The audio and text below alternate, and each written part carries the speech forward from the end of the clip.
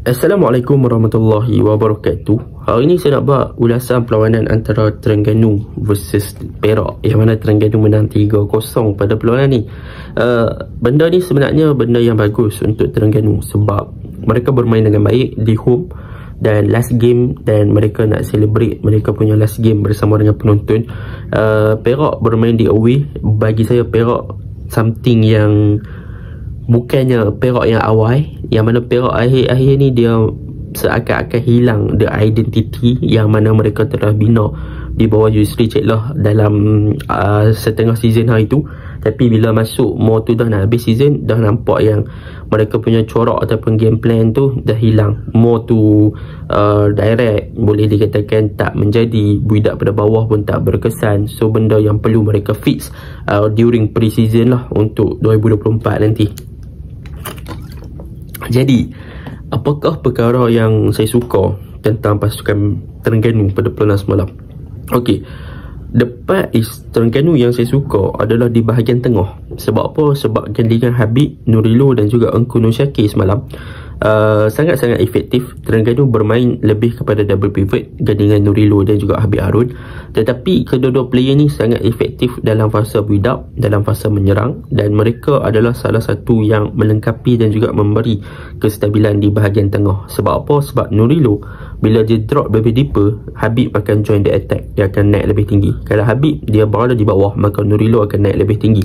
Even kalau kita lihat untuk game ni, Nurilo bertindak apabila dia berada di bahagian lebih deeper ataupun di kawasan tengah, maka Nurilo boleh jadi deep line playmaker yang bagus. Sebab apa saya kata macam tu? Sebab dia ada distribution dan vision yang bagus. Dia punya passing on point, dia punya open gameplay on point dan sebagainya.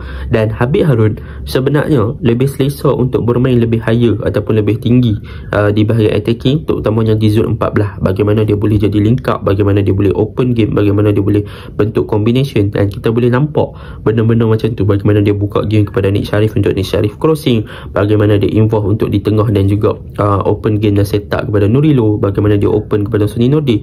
So boleh katakan kedua-dua player ni saling melengkapi antara satu sama lain dengan corak permainan yang mana mereka bertukar role. Selalunya Habib yang main lebih deeper, Nurilo yang main lebih tinggi sikit. Tetapi untuk game ni, Nurilo apabila bermain lebih deeper dia menjadi, dan Habib bila dia lebih more to offensive dia menjadi. So benda tu agak efektif lah untuk bahagian tengah. Dan Engku Nur Syakir, dia bila Habib dah main lebih tinggi dalam fasa Habib naik lah, maka Engku Nur Syakir dia tak perlu untuk stay at the zone 14. Jadi apa yang Engku Nur Syakir buat, dia adalah drift to the di box ataupun dia masuk dalam kotak penalti untuk backup kepada Ivan Mahmud. Dan benda tu positif. Bila dia masuk dalam kotak penalti, Terengganu ada numbers of players, jadi ada bilangan lebih daripada satu lah untuk receive the ball. Dan hasilnya Engku Nur Syakir boleh score dengan heading kot. Jarang-jarang kot nak score dengan heading kan, melalui open play, bukan set pieces sama ada corner atau free kick kan. Jadi benda tu bagus lah untuk Terengganu. Engku Nur Syakir bila ada orang yang dah boleh cover up dia punya area dekat situ dalam fasa menyerang, maka dia boleh jadi efektif apabila masuk dalam di box. So benda tu positif untuk pasukan Terengganu yang pertama. Yang kedua yang saya suka untuk Terengganu adalah di bahagian kanan, yang mana kalau kita lihat untuk bahagian kanan, Azam Azmi is back to the first 11 dan juga Nik Sharif ada di bahagian kanan. Kedua-dua player ni sangat bagus. Azam Azmi daripada segi defensif dia memang kita tak payah kerah.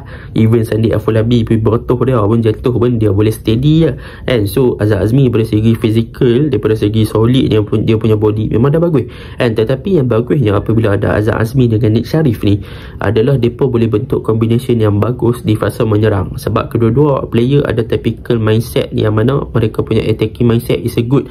Bila Nik Sharif pegang bola, Azam buat overlap, Azam boleh open dan juga attract defense. Nik Sharif boleh inverted ataupun cut in masuk ke dalam, ataupun boleh open kepada Azam. So there is a good point tentang kedua-dua player ni. Mereka boleh exploit pihak lawan dengan sangat baik. So belah kanan pun saya suka.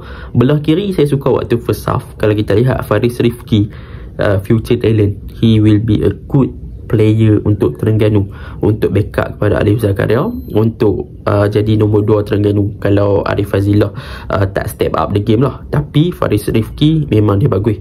Kita boleh tengok bagaimana dia drift to half space, bagaimana dia buka game, bagaimana dia bagi ruang kepada Sony Nodi. Dan disebabkan dia, Sony Nodi untuk game ni bermain dengan baik yang mana Sony Nodi boleh untuk pegang bola dengan baik, penetration, bawa masuk dalam kotak penalty. Seriously, Sony Nodi untuk game ni dia game yang paling baik lah untuk season ni bagi saya.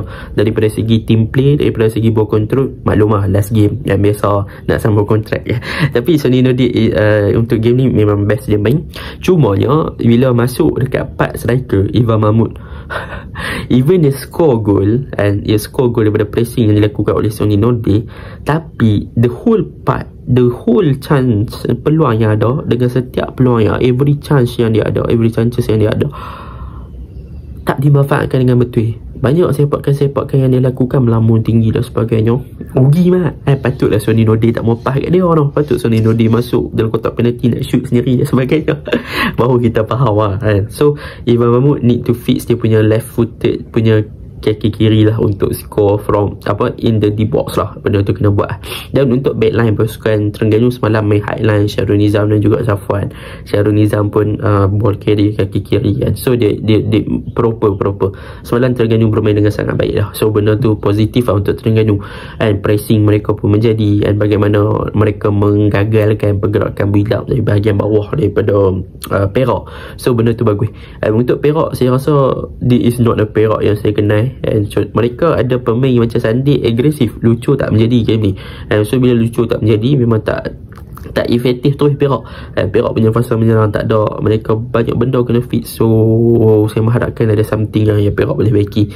Jadi itu je lah kan. Kalau kita tengok Perak semalam nak build up tak boleh, Perak nak main pada bawah tak boleh, Perak punya goalkeeper pun bermasalah. And so malam Nur Hakim Hassan, Nurilo passing kat Nur Hakim Hassan tu, perfect masuk ganti Nik Sharif. That is a perfect goal. Dia bully goalkeeper tu, lepas tu dia shoot. Perfect. So saya suka itu. Bye. Assalamualaikum.